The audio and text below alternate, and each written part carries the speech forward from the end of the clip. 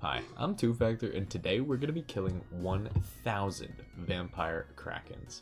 The vampire kraken is the best source for the bottled storm, as well as a source for inky paint and dragon keel parts. This can be done on a bounty task to gain free XP as well while you hunt these drops. The reason that I wanted to do this is because I wanted to get the bottled storm on my Ironman to allow me to teleport to different islands for clues, slayer, and other things. Islands that you can't teleport to otherwise, unless you have a boat left there. Once we got it going, I decided let's go all the way to 1,000 and make a video showing off what you might be able to expect if you do some time at the vampire krakens. Without much further ado, let's get into some of the clips.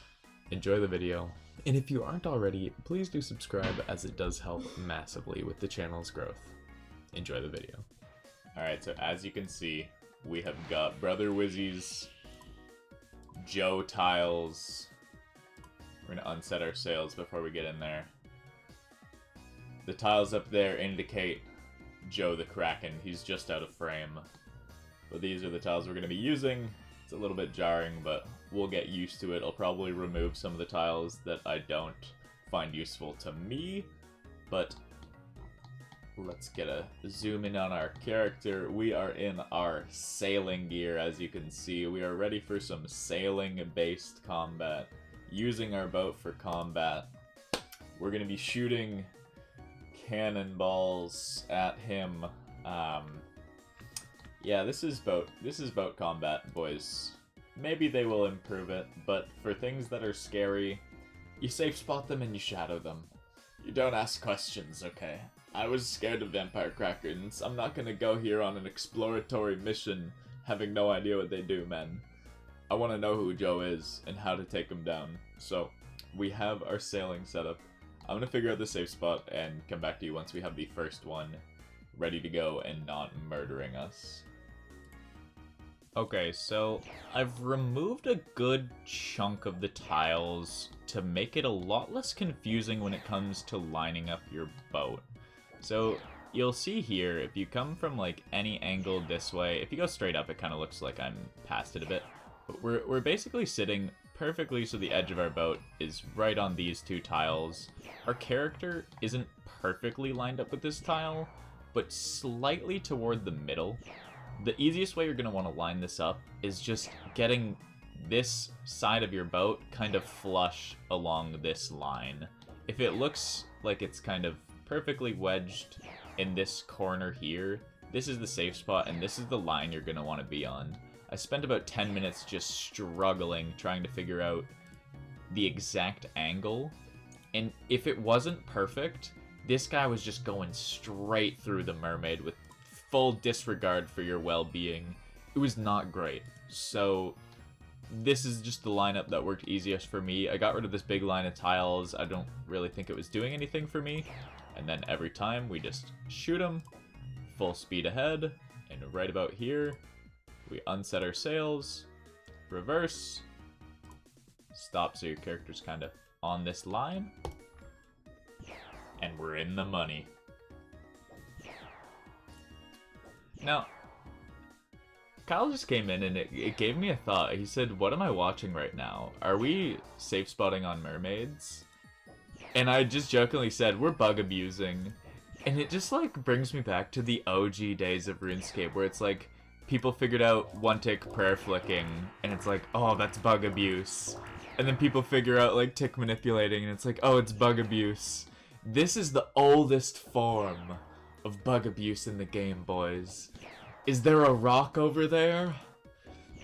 Is there a guy that can't walk through the rock? Well, we're gonna shoot him over that rock. This takes me back to like safe spotting Tazars over the vents with a adamant halberd and just thinking I was the sickest guy in grade 4. Man, God bless this game. We're back. We're so back. Modern 2025 high-level PVM. Safe spotting again. Welcome back, boys. Okay, so it was all going great until I accidentally clicked in a direction. I was planning to stay until my shadow ran out of charges. It was looking like it's about... Oh, actually, you know what?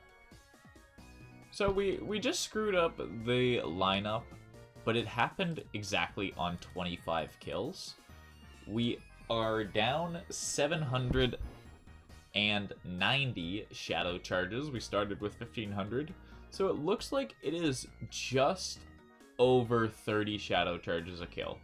Like 30, 31. So it's very, I would say, respectable on shadow charges. We can fork out the runes for that. I just didn't have chaos runes to fill up my shadow completely with my soul runes. So what we're going to do is go back and grab some chaos runes, fully load up our shadow, and come back and sit here with Alks for as long as we possibly can. Okay, so we made it back to Joe, and we got the lineup right on the first try this time. So it's actually a little bit less exact than I was thinking. You just want to be further. So if we're using the tip of the sails here as just like a way to observe it, you could be exactly lined up with this, or you could be slightly down this way. You don't want to be too far up this way, and you don't want to be too far down this way, otherwise he's going to pull through this tile. So if we look and tag all, he's lined up. If you tag all and see this perfectly line up with the mermaid, you're good. If you see it shifted slightly whatsoever so that it's not lined up, it's not going to work. So just do some trial and error, reline up your boat, and with this set of tiles, with the skiff, it's very simple. This time we've come back with a relatively full shadow. I threw in 9,000 charges with the assumption of about 30 charges a kill. We're gonna get just under 300 kills because it was slightly over 30 charges. We've gotten 25 already, so fingers crossed. We'll see what happens with any drops or any updates. So I just got the first loot that I actually immediately was like, whoa, which is some rune cannonballs. It gave me 50 in one drop. That is one under the max roll. It drops 40 to 50. It can also drop dragon cannonballs. So if I sit here for a while and get a good stack of these, that's lovely, because I don't plan on making any rune cannonballs ever. I'll just use the ones I get from salvaging and as drops, and then I'll buy myth cannonballs for like my main ammo. So I feel like smithing bars into cannonballs is just like a waste of your time, but these can give you some rune ones. So when you need to use better cannonballs, you can use these, and then you always have an infinite supply of myth cannonballs from the store, so that's not bad. Okay, so I learned the hard way. Even if you don't move the lineup, if you accidentally spin your boat, the tile that the Kraken is following moves up that way, and he'll path around the safe spot. So I'm just here shooting him while he's shooting me until he dies now, out of embarrassment. Lesson learned, don't do that. This is our 100th Kraken. It gave us a turtle. 100 Krakens, we've got 1.1 mil. The inventory is looking kind of decent. We're going to keep it going. I have enough shadow charges for about 300, and that will take quite a while. We're already 6 hours into the stream today, so hopefully we get to the 300 or at least 250 Krakens today. But let's keep it pushing. So we just hit 86 sailing, clicking our extractor at the Krakens. Now we can build our dragon hook, except for the fact that we just can't until we get some sheets. But now we can make our dragon hook. These guys look so fucking stupid. Wait, I just hit him at 63. How did I just hit him at 63? Wait, how did I just hit him at 63? Who saw that? Wait, what the what?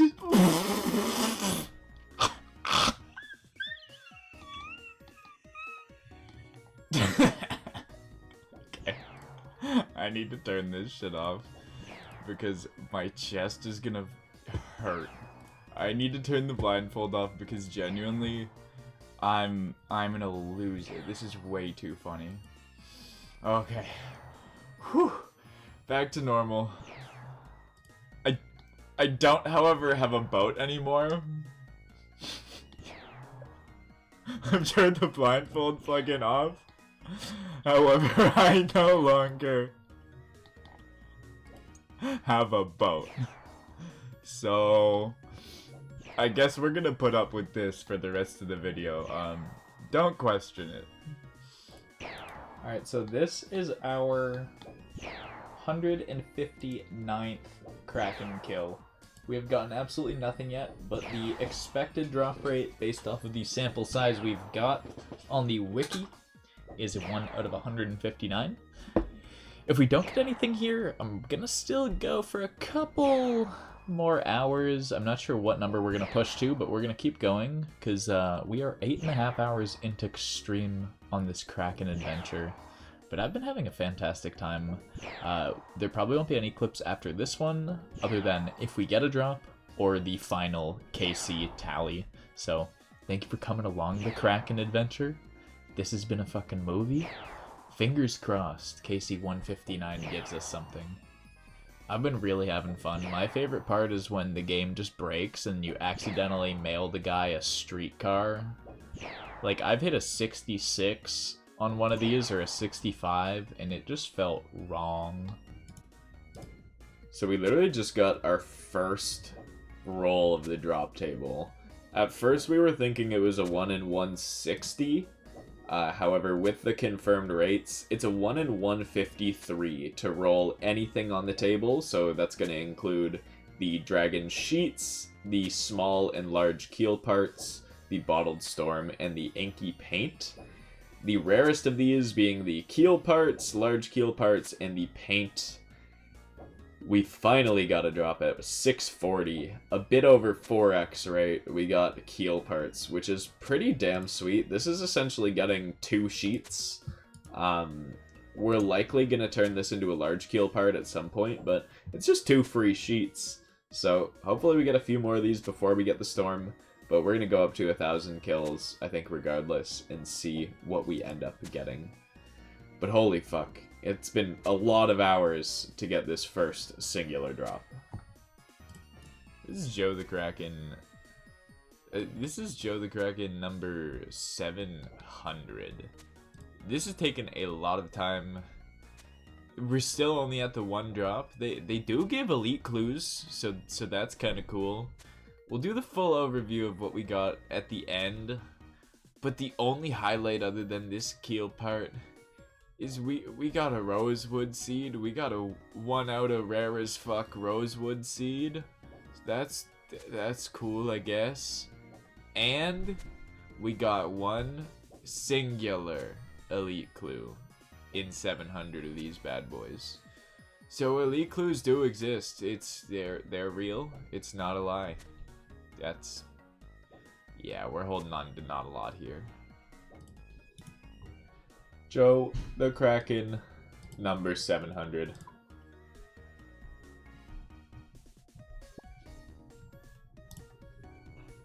I don't even know what I got. Alright, we've pulled up for yet another day of the Krakens. We're almost at 1,000. We're at just under 800 right now. I'm hoping to push to 1,000 today. That's a lot of hours, so we'll see what we can do. But we did just about 200 yesterday, so fingers crossed we stay motivated to hit the 1,000 today. But here we are. Yet again. Oh, we are free! We are free! Boys, it is complete. It is complete. The sailing miscellaneous boat combat is done. Yes, they didn't even add it to the game yet, and we're done with boat combat. Yeah, that's right. Yeah, that's right. Let's go. Immediately goes to fucking safe spot another Kraken. Done with the boat combat. Immediately goes to get another Kraken. That was exactly 802 KC, boys. Holy fucking shit. The double jingle. I got a jingle, and I was like, oh, it was just a Kraken tentacle. And then I see fucking that right under it. Holy. So, I'm on the final stretch here. We've done 949, so this is 950. Still only 2 drops. but I do have good news. The elite clues have turned around. We went from 1 elite clue in the first 700 to 5 in 949. So I'm happy with that. Don't question the fact that we're in space right now. We'll be back on land soon enough, but we've got 50 Krakens left. I doubt we're gonna get a drop in the last 50 given our luck so far, but fingers crossed. 1,000 kills. I left at exactly 999 and came back just to finish this right before we completed the video. Maybe we get a drop from this very last one. Fingers crossed. Let's see.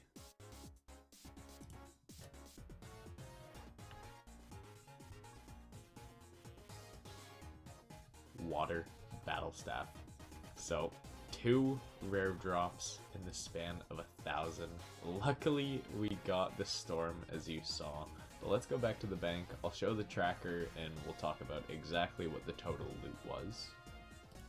So as you can see, I'm at my favorite editing spot, the salvage.